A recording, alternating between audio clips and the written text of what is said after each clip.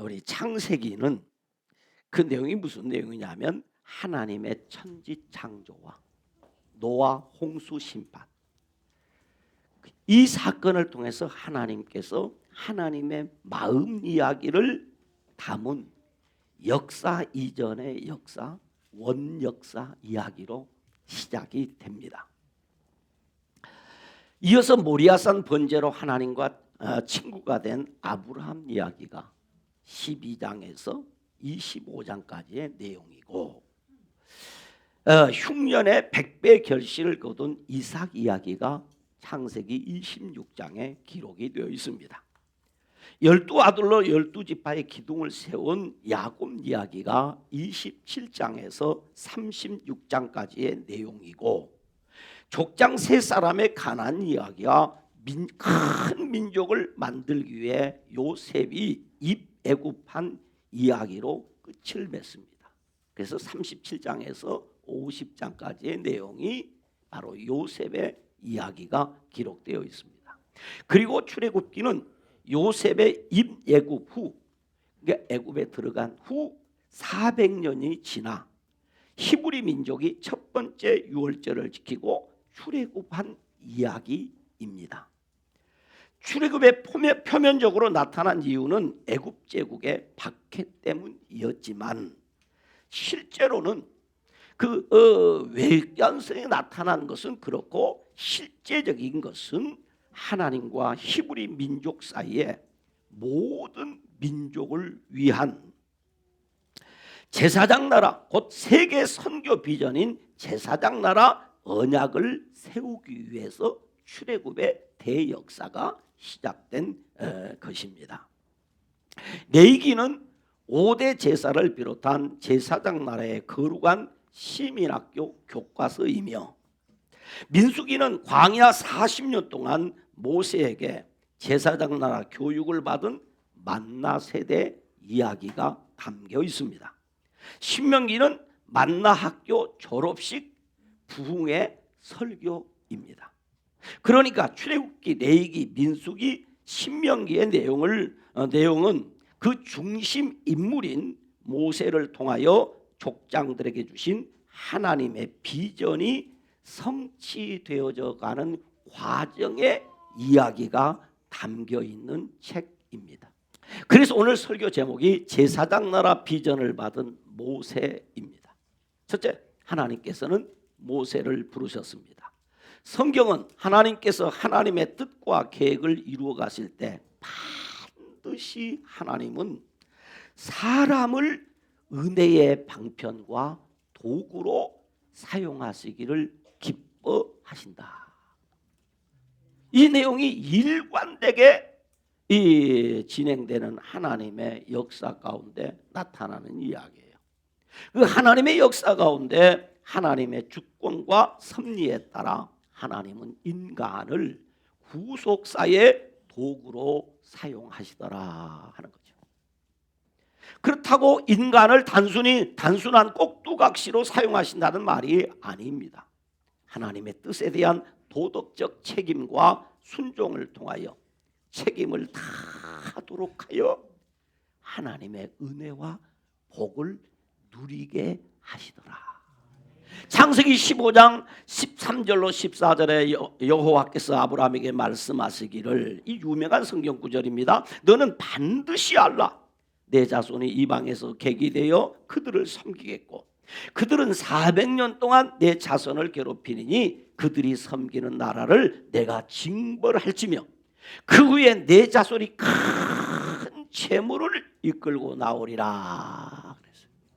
이 말씀대로 400여 년이 되었을 때에 출애굽기 1장 7절에 보니까 이스라엘 자손은 생육하고 불어나 번성하고 매우 강하여 온 땅에 가득하게 되었더라.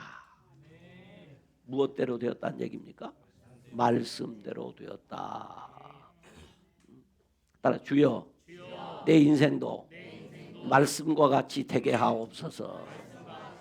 말씀대로 됐어요. 그렇게 됐어요. 그런데 8절에 보니까 이렇게 기록해요.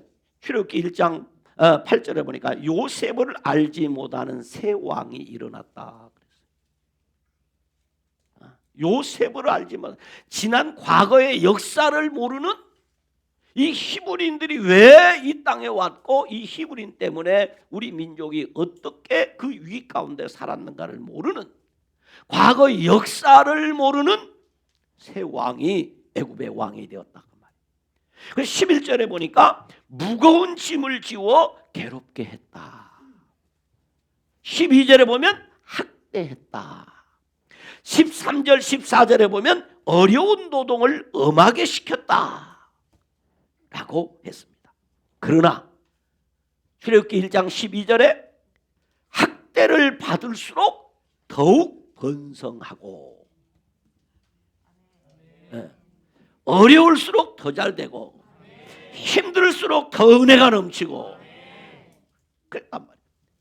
학대를 받을수록 더욱 번성하고 20절에 보면 하나님이 은혜를 베푸시니 백성은 번성하고 매우 강해지니라 라고 했어요. 그러자 22절에 왕은 아들이 태어나거든 나일강에 던지고 딸이거든 살려두라 라고 남아 살인 명령을 내렸습니다. 그러니까 하나님께서 아브라함에게 하신 말씀대로 출애굽을 해야 되는 때가 되었다. 이렇게 출애굽하지 않으면 안 되는 그때에 하나님께서는 네 가족 중 한 사람의 가정에 하나님이 이 역사를 이루게 준비한 사람이 있었단 말이에요. 모든 남자아이는 다 죽이라고 할 때에 하나님께서 그 어려운 상황 속에 고이 간직하여 하나님이 준비한 한 사람이 있었다. 그가 누구이다? 그 사람이 모세다. 하나님이 준비한 사람. 그 사람이 모세. 모세는 히브리인의 가정에서 태어났기에 나일강에 버려졌습니다. 나일강에 버려진 모세의 모습을 어찌 보면 하나님에게 버림받은 히브리 민족같이 천대받고 멸시받고 온갖 노동을 다해도 그 대가를 얻지 못하고 고통만 더해지는 것. 버려졌지만 거기 버려졌기 때문에 거기서 바로의 공주의 아들이 되는 놀라운 하나님의 역사. 히브리 민족은 버려져서 고통 가운데 있지만 그러기에 하나님의 뜻 안에서 출애굽의 대역사를 이루게 됩니다. 이런 경우를 두고 사도 바울은 말합니다. 하나님을 사랑하는 자 곧 그 뜻대로 부르심을 입은 자들에게는 모든 것이 합력하여 아가도스 선을 이루느니라. 그래서 모세의 마음속에 이 모세의 마음속에 몽글몽글 피어나는 꿈이 있었단 말이에요. 그 꿈이 무엇이냐면 애굽 사람들에게 종으로 압제를 받으며 노예로 살아가는 내 민족의 고통을 돌봐야 되겠다. 이 민족을 구원하는, 동족을 구원하는 꿈이 그의 마음속에서 몽글몽글 피어나고 있었다. 그래서 그가 이제 공부를 마치고 40세가 되어서 우리 민족은 어떻게 사는가 하는 민족에 대한 아픈 마음을 가지고 자기 동족이 사는 현장을 가보았더니 역시나 예상했던 대로 이 애굽 사람들이 악정을 행하는 것입니다. 그것도 무슨 권세라고 노동을 이익시키는 이런 사람들이 히브리인들을 마구채찍으로 때리는 것입니다. 분노를 이기지 못하여 그 애굽인을 쳐 죽여서 그냥 주위에 사람 있는가 없는가 안 보는 사람 없는 것 같으니까 묻어버렸어요. 아, 괜찮겠지. 그러나 이 모세는 지금 왕궁에 사는 사람이냐면 마음은 항상 어디에 가 있느냐 하면 동족에게 가 있어요. 이게 사명인 거예요. 사명이 있으면요 어떤 일에 집중하게 됩니다. 미치게 되는 거예요. 사명이 있으면 보는 것이 다릅니다. 사명이 생겨요. 그래서 동족에 대한 관심을 또 가보니까 아유 이 어쩐 일입니까? 동족끼리 서로 다투는 것입니다. 그래서 그러지 말라고. 왜 이렇게 사는데 동족끼리 그러느냐? 라고 하니까 내가 봤어요. 내가 지난날 봤어. 왜 당신이 간섭이야? 그래서 결국 지난날에 모세의 범행이 드러납니다. 그래서 모세는 어쩔 수 없이 이 일로 인해서 광야길을 떠나야만 했습니다. 그래서 40년 동안 처갓집에 은거하며 처가살이를 하고 있었습니다. 그런데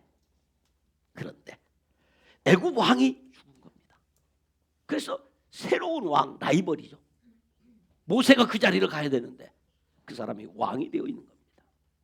여전히 히브리 민족은 애굽인의 괴롭힘을 당하고 살고 있었습니다. 그런데 2장 23절에 보니까 이렇게 기록이 되어 있어요. 2장 23절 같이 읽어봅니다. 시작. 여러 해 후에 애굽 왕은 죽었고 이스라엘 자손은 고된 노동으로 말미암아 탄식하며 부르짖으니 고된 노동으로 말미암아 부르짖는 소리가 하나님께 상달된지라. 그러니까 여전히 히브리 백성들은 고통 가운데서 뭐 했다는 거예요? 하나님 앞에 그 고통의 신음소리를 지렀다. 부르짖었다. 근데 그 부르짖음 소리가 얼마나 컸던지 얼마나 넘쳐났던지 어찌했다? 하나님께 뭐 했더라? 상달됩니다. 여러분 그래요. 저는 이거 믿습니다. 내가 기도의 내용이 좋으냐 안 좋으냐 그건 별로 중요하지 않아요. 왜? 내가 기도를 잘못해도 성령님이 내 기도를 도와주시고 성령님이 고쳐주세요. 그저 주님의 이름만 불러도 역사가 나타나. 근데 계속되는 24절로 25절에 보니까 2장 24절 25절 우리 성경 봅니다. 같이 한번 읽어보자. 시작. 하나님이 그들의 고통 소리를 들으시고 하나님이 아브라함과 이삭과 야곱에게 세운 그의 언약을 기억하사 하나님이 이스라엘 자손을 돌보셨고 하나님이 그들을 뭐 했더라? 기억했더라. 그렇습니다. 아무리 상황이 어렵고 힘들어도 하나님이 들으시면 됩니다. 하나님이 기억해 주시면 됩니다. 근데 우리 하나님은 우리의 작은 신음도 듣고 기억하세요. 따라서 하나님이 들으시고 기억하시면 끝납니다. 끝나는 거예요. 여러분, 내가 모든 사람이 죽고 살지 못하는 병에 걸렸다고 할지라도 그 고통 중에 하나님 앞에 부르짖어 기도하면 하나님이 내 기도를 들으시고 기억하시면 끝나는 겁니다. 깨끗하게 고쳐지는 겁니다. 깨끗하게 해결되는 것이에요. 그래서 하나님 앞에 부르시는 백성들이, 여러분 이미 하나님은 이들이 이렇게 안 해도 하나님의 때가 되어서 하나님의 사람 모세를 준비하고 있는데 하나님은 그냥 그 역사를 이루지 않게 하시고 백성들로 하여금 뭐하게 하셨더라? 부르짖게 하셨더라. 부르짖게 하셨더라. 부르짖게 하셨더라. 마찬가지로 하나님께서 여러분에게도 은혜 주시려고 복 주시려고 다 준비해 놓았지. 그런데도 안 되는 이유는 뭐냐면 내가 부르짖지 않으니까. 왜? 하나님은 부르짖어 응답하시기를 원하신다고 말이에요. 그래서 백성들이 하나님 앞에 탄식하며 부르짖게 하여서 하나님이 언약을 기억하시고 하나님이 그들을 기억하셨어요. 그러고 보니까 사실 지자라서 하는 건 아니고 조상들에게 주신 은혜로 말미암아서 지금 출애굽 역사가 이루어진다는 거죠. 언약에 의해서.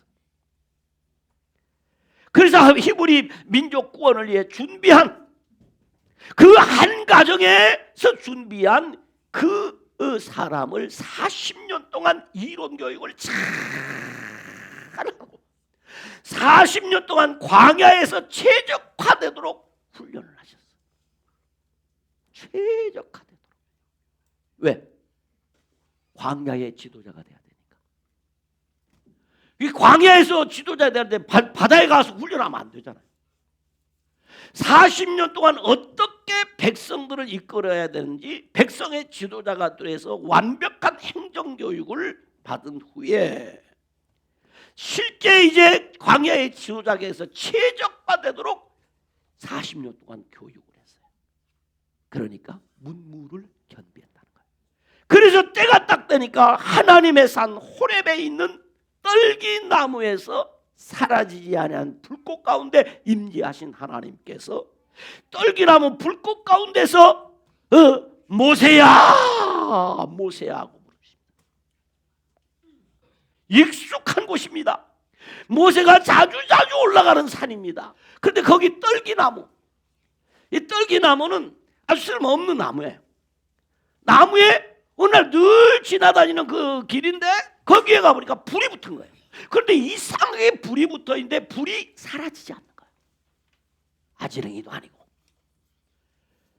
이건 뭘 얘기하느냐?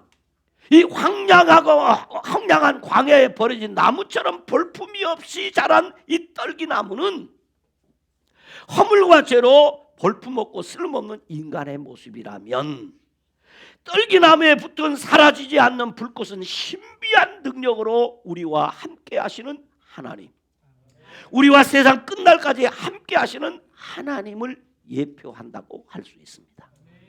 그런데 이러한 하나님의 부르심에는 항상 두 가지의 내용이 담겨 있어요. 무엇이다? 첫째는 구원의로의 부름입니다. 모세야, 모세가 부를 때 모세 널 내가 구원했다.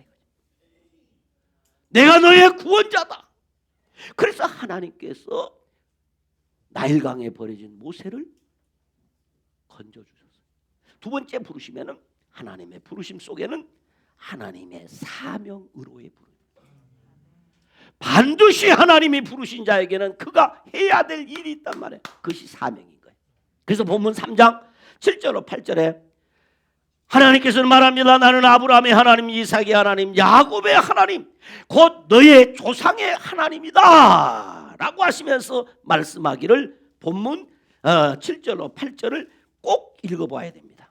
자, 본문 7절로 8절을 같이 읽습니다. 시작. 내가 애굽에 있는 내 백성의 고통을 분명히 보고 그들의 감독자로 말미암아 부르짖음을 듣고 그 근심을 알고 내가 내려가서 그들을 애굽인의 손에서 건져내고 그들을 그 땅에서 인도하여 아름답고 광대한 땅, 젖과 꿀이 흐르는 땅, 곧 가나안 족속, 헷 족속, 아모리 족속, 히브리 족속, 히 족속, 여부 족속의 지방에 데려가려 하노라. 여기 보면 하나님께서 하나님의 계획하심과 그리고 일하심을 7가지 동사로 표현해서 모세가 해야 할 일과 모세의 사명을 깨닫게 해줍니다.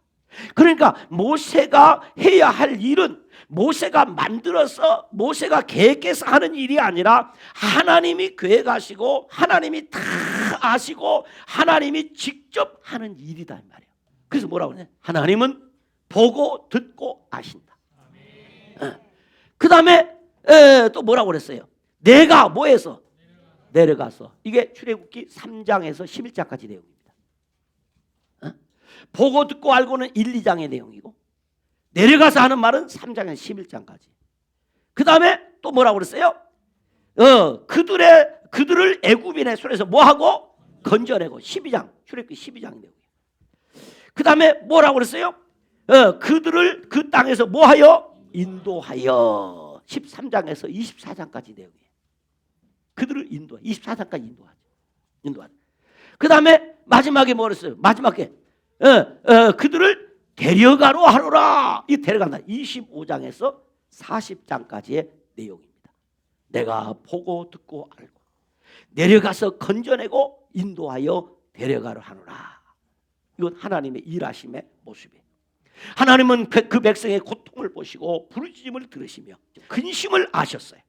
하나님의 백성의 부르짖음을 외면하지 않으시며 불의한 압제자에 대해서 공의로 심판을 하십니다. 아멘.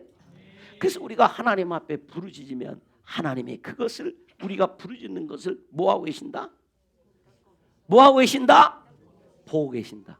그래서 내가 그거만 하나님은 보고 눈만 꿈벅꿈벅 하고 있는 게 아니고, 우리 하나님은 보시고 눈만 꿈벅꿈벅 하시는 분이 아니고 내려오셔서 오셔서 오셨어. 응? 그럼 오셔갖고 아이고 잘하고 있냐 이렇게 하는 게 아니라 건져내 주신다. 건져내 주신다. 건져서 그럼 너 아주 살아야 나를 인도해 주신다. 그래서 하나님이 목적하신 것으로, 하나님이 계획하신 것으로, 하나님이 준비한 것으로 데려간다. 할렐루야. 응? 그래서 구체적으로 계획을 세우시고 모세를 찾아오셔서 모세를 사명으로 불러주셨다. 두 번째는 하나님께서 모세에게 하나님의 비전을 주셨습니다. 모세에게 꿈이 있었습니다. 그것은 이방 땅에 객이되어 압제당하는 동족을 구원하는 꿈이었습니다. 그래서 장성한 후 자기 형제들의 고되게 노동하는 현장에 가서 그들의 모습을 보고 괴로워했습니다. 그리고 애굽 사람이 자기 형제를 치는 것을 보고 분노를 참지 못하여 그 애굽 사람을 쳐 죽여 모래 속에 묻어버렸습니다. 살인을 범하게 되었습니다. 사체를 숨기는 죄까지 범하는 그 죄가 들통이 나서 도망자가 되고 말았습니다. 그래서 우리는 지난 주일에 설교에서 우리의 꿈은 비전으로 나아가야 한다고 했습니다. 그래야 그 꿈도 비전도 이루어지는 것입니다. 출애굽 3개월이 지난 후에 어디까지 갔느냐? 바로 자신이 부름받았던 그 시내산까지 갔습니다. 그 시내산에 갔어요. 그 시내산에 가니까 가서 어떻게 했습니까? 백성들은 거기서 장막을 쳤습니다. 그때 하나님께서 모세를 부릅니다. 모세야, 모세야, 산으로 올라오라. 시내산에 올라오라. 그래서 모세가 시내산에 올라가는 거예요. 그런데 하나님께서 모세에게 말합니다. 너 지난날에 어떻게 한지 아니? 내가 애굽 사람들에게서 독수리 날개로 너희를 업어서 인도했다. 그러면서 먼저 베푸신 은혜를 상기시키면서 오늘 본문 출애굽기 19장 5절 6절에 시내산에 올라간 모세에게 하나님이 말씀을 하십니다. 5절 6절을 같이 읽습니다. 19장입니다. 19장 5절 6절을 같이 읽습니다. 시작. 세계가 다 내게 속하였나니 너희가 내 말을 잘 듣고 내 언약을 지키면 너희는 모든 민족 중에서 내 소유가 되겠고 너희가 내게 대하여 제사장 나라가 되며 거룩한 백성이 되리라. 너는 이 말을 이스라엘 자손에게 전할지니라. 세계가 다 누구 것이다? 세계가 다 누구 것이다? 애굽의 바로왕 것이다? 개코 같은 소리다. 아니다. 이 세상의 만물의 주인은 누구이다? 하나님이시다. 하나님이시다. 그러니 너는 저 백성들의 소리도 듣지 말고 저 애굽의 왕의 소리도 듣지 말고 내 말을 잘 들어라. 그래서 우리는 하나님의 말씀을 들어야 됩니다. 하나님이여 말씀하여 주옵소서. 하나님이여 내게 말씀하여 주시옵소서. 내가 그 말을 듣겠나이다. 말씀을 들어야 돼. 하나님이 들려줘. 말씀을 잘 듣고 내 언약을 지켜라. 그러면 내가 어떻게 해? 내가 너희를 모든 민족 중에서 내 소유가 되겠다. 내 소유. 이것은 하나님의 소유란 말입니다. 하나님의 소유. 곧 이 소유란 말은 세굴라라는 말인데 히브리어에 세굴라, 이 소유란 말은 너를 보물이 되겠다. 보물. 보배. 귀중하게 해주겠다. 보배로운 소유를 삼아주겠다. 특별한 소유. 평범한 소유물이 아니고 매우 귀중한 소유물. 이 의미는 왕이 소유한 많은 것 중에서 특별한 소유, 특별한 보물이 되겠다. 아주 특별한 사람 만들어주겠다. 특별한 사람 만들어주겠다. 여러분이 특별한 사람, 아니면 있으나 없으나 똑같은 사람에 꼭 있어야 할 사람. 내 소유가 되겠다. 나의 소유. 거룩한 백성. 그래서 내가 너를 구별했다. 거룩한 백성이란 말, 구별된 백성, 선민, 거룩한 백성이란 말. 성민, 하나님을 주인으로 모신 백성. 하나님이 주인된 백성. 이것이 거룩한 백성이란 말이에요. 그걸 어떻게 했냐? 제사장 삼아줬다. 이 제사장이란 말은 하나님을 섬기는 자. 그 뜻은 뭐냐? 다리 놓는 자. 무슨 다리 놓느냐? 하나님과 인간 사이를 연결하는 다리 놓는 사람. 하나님과 인간 사이를 연결하는 다리 놓는 사람을 만들어주겠다. 다시 말하면 중보자. 이 사람은 뭐의 다리면 하나님이 주신 복을 건네다 주는 제사장. 다리가 되겠다. 제사장 나라.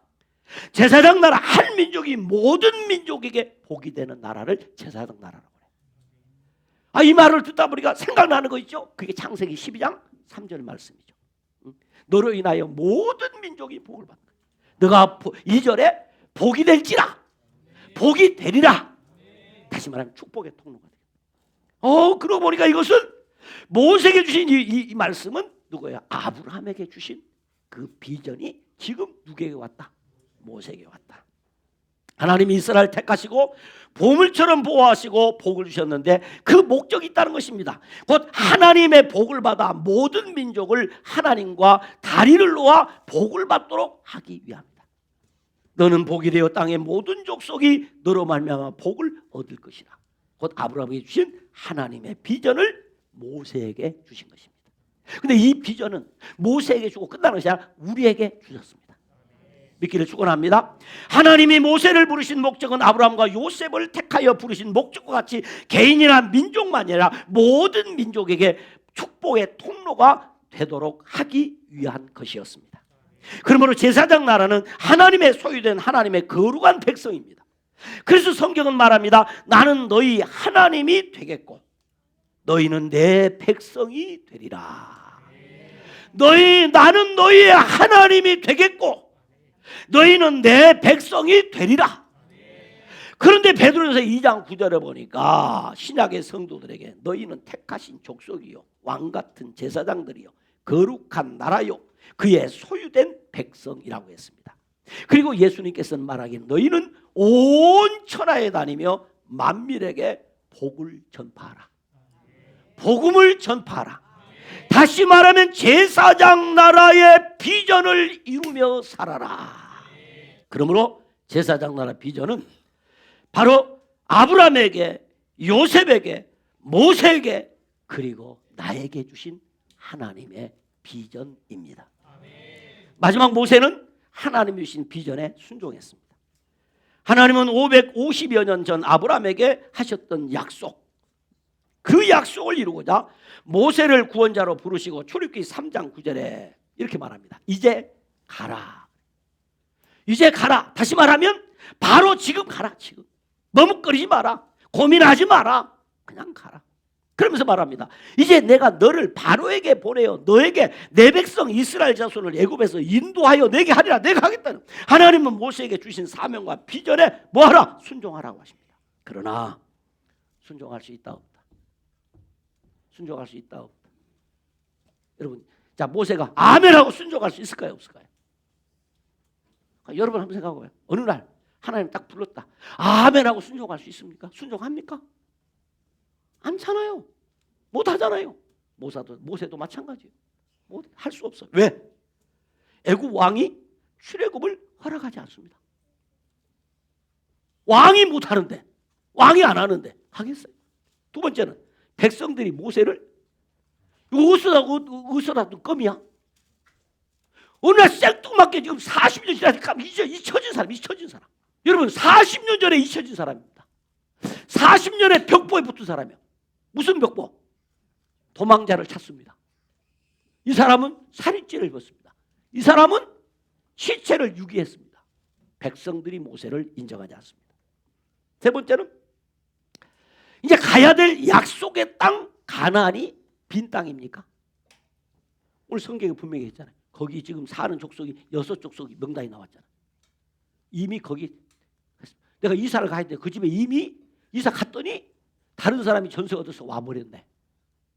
들어갈 수 있다 없다? 없다. 근데 순종할 수 있다 없다? 자, 여러분은 뭐 하세요? 그럼 목사님 나 이러고 저러고 해서 뭐 좀 어렵겠는데요? 그러잖아요. 모세도 똑같았어요. 자, 한번 생각해 보세요.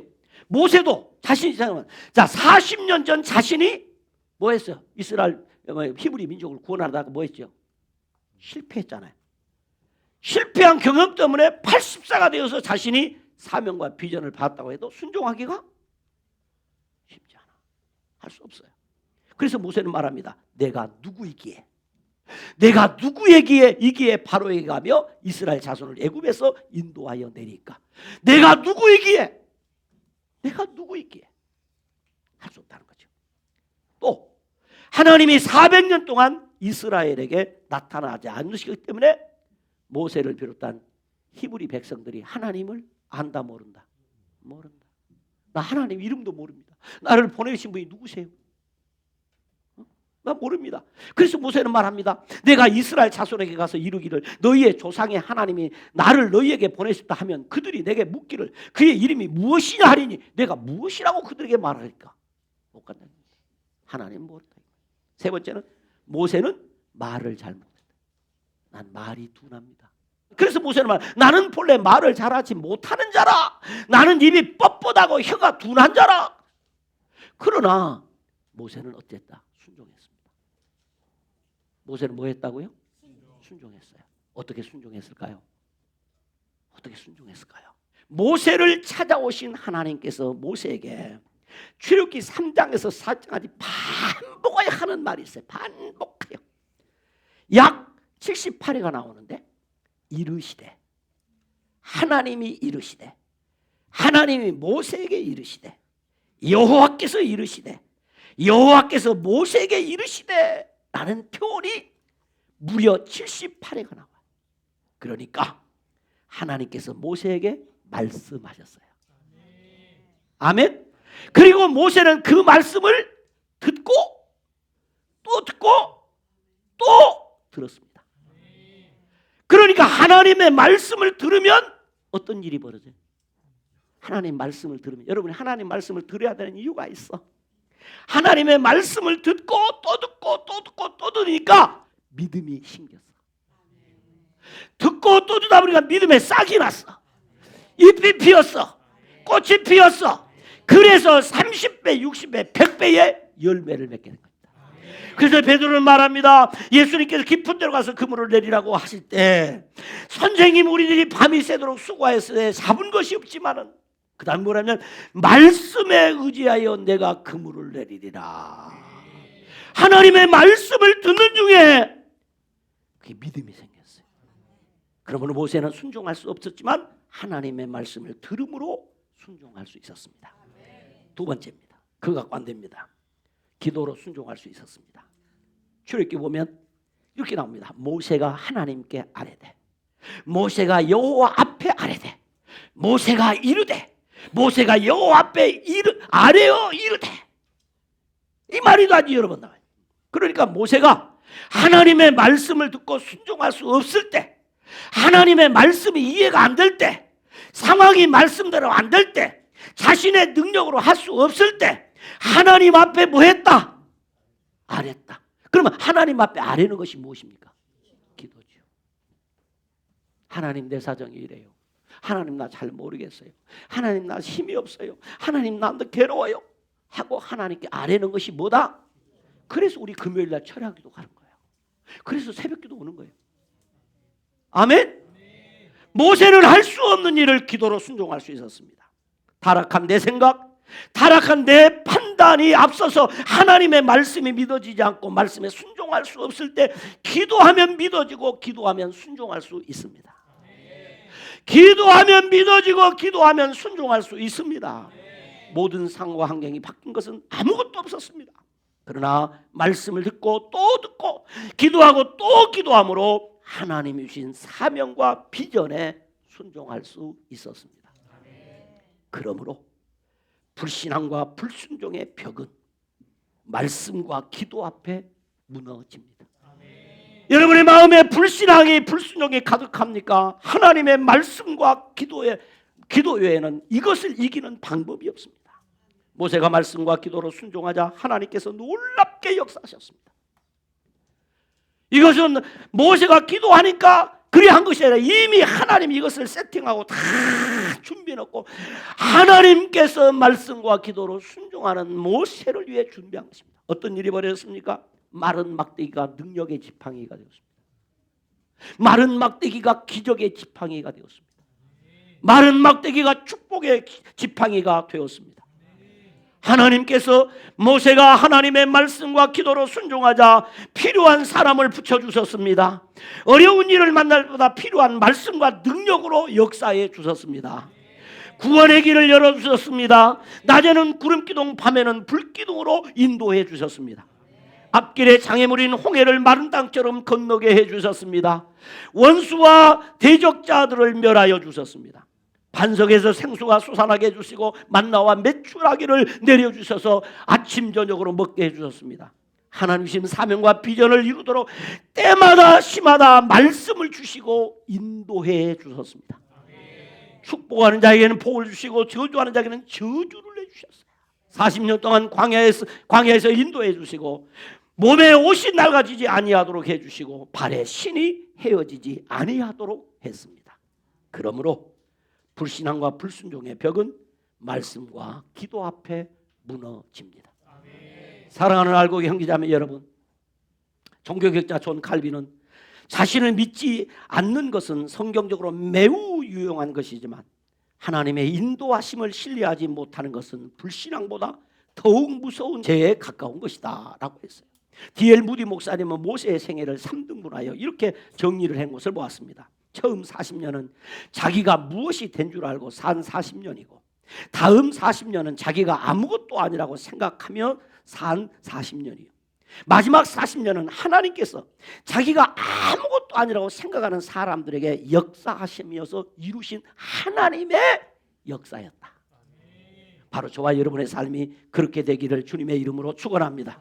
모세는 120세 생을 마감하고 역사의 무대에 사라졌지만 하나님 나라 사명과 비전에 순종하여 산 복된 사람이었습니다. 그래서 그는 아름답게 여호수아라는 훌륭한 후계자에게 자신의 비전을 계승하고 이 세상을 미련 없이 떠났습니다. 저와 여러분도 모세와 같이 하나님의 은혜 가운데 택하심을 받았습니다. 하나님의 주권적 부르심을 받았습니다. 하나님의 사랑 안에서 독생자 예수 그리스도의 십자가 복음을 믿음으로 구원을 받아 하나님의 소유된 제사장 나라 거룩한 백성들이 되었습니다. 그러므로 예수님을 본받아서 자기를 부인하고 자기 십자가를 지고 겸손과 순종의 사람으로 하나님의 비전에 순종하여 어떤 역경 고난 가운데서도 말씀과 기도로